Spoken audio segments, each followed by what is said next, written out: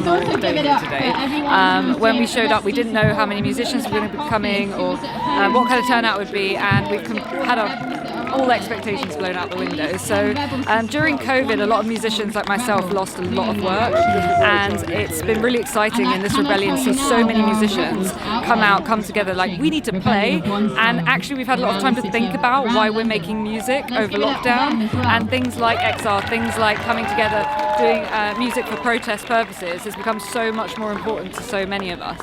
So I started I was in the rebellion the last 2 years, but this year has been, I've also been very much on the organising side as well, thinking about how we can make XR music more inclusive, thinking about how we can broaden the different kinds of music that we're drawing upon, different kinds of musicians, and for me personally also like doing some of the songwriting, which has also been really wonderful this year, and intersecting with other organisations to work with them and do some stuff together. So when we came out today, the energy, also on Thursday when we had XR Unifies protest, there was a particularly high energy, I think, in the band, and because a lot of work's been put in, a lot of rehearsing, a lot of kind of groundwork has been. Did you rehearse a lot?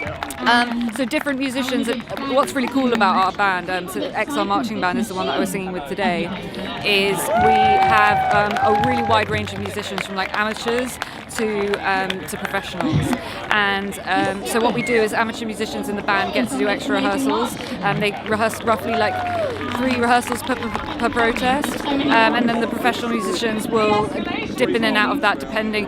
I personally, even though I have quite a lot of experience, still like to come to rehearsals because it's not just about like learning the notes, right? It's about gathering together that energy and that feeling of solidarity and etc. But so there's quite a lot of rehearsal, and then there's a lot of organisation behind that in what's called XR Music and Sounds, of thinking through how we're going to devise basically a programme for the day that can be also very flexible and in the moment, a lot of improvisation, but built on really solid organisation from an incredible group of people. I have to say, like this particular guy, Ben Komu, he's the one that's getting out every single day. He devotes so much of his life energy to XR. I can't even begin to put into words how much he's done for XR music. You sounded amazing, though. I mean, how long did you play for? Yeah, so I think I started singing at 2 o'clock, so I guess it must have been 2.5 hours. But time But it was like full blast, full on. I know, my voice you might be able to hear is a little croaky now, but I have one thing, I think my training as a singer is invaluable in these moments, actually. It's more this kind of stuff that I really feel it, because you're singing constantly, so you really need to know how to use your voice correctly. What kind of music did you play before? So before I went into started doing this sort of stuff, I ran choirs actually, so it's kind of relevant, and did protest music in those choirs. But I started training classically, then went into sort of jazz gospel, and later ran a backing vocals company for hip hop. So it's been a bit of a journey for me. And when I found XR, I found this massive creative outlet actually, because sometimes as a professional musician you can get a little bit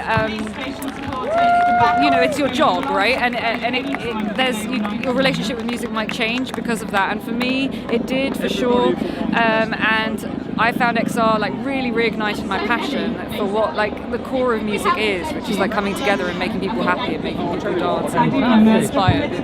I mean, where can they find any the marching band online or anything? Yeah, so firstly, are they going to do any gigs for a start? Yeah, so we're trying to now, because we've been doing this for quite a long time, we're trying to play more gigs outside of marches, so you can come and find us.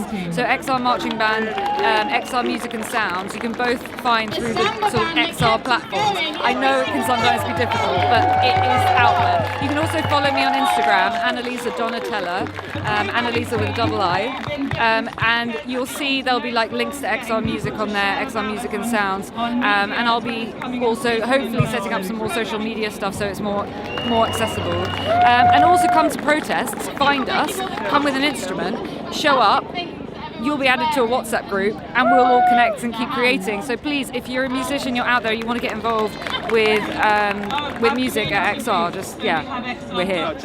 So what's the most important thing you got from this week?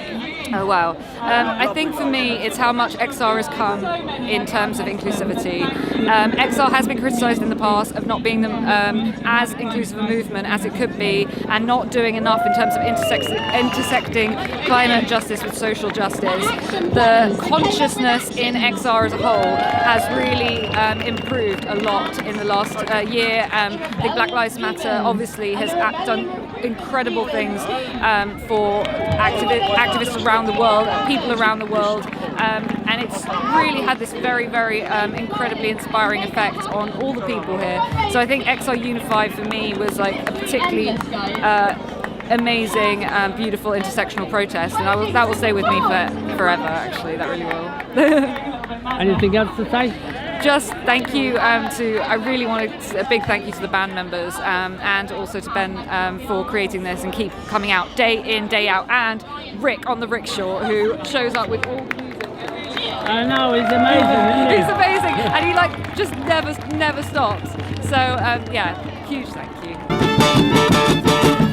you.